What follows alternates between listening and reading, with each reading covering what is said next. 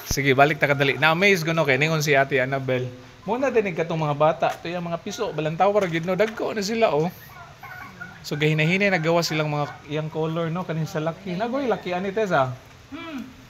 Okay, dara oh dagko. Dali lagi sila managko di ay.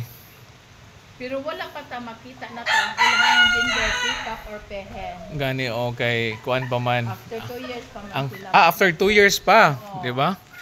Di ay after 2 years pa. Okay, ipakita po ninyo no diri ang laki no, lantaw ang laki. Pati yung tanaw ang color good niya oh. Mas maayo ni siya kay kuan ta diri duol ta. Okay, tanawa. Okay. Nice kaayo. Okay. No, so update no sa mga peacock. Nice magud ang sudlanan diri kay dagko ba no? Kay ang sudlanan nila halawanay.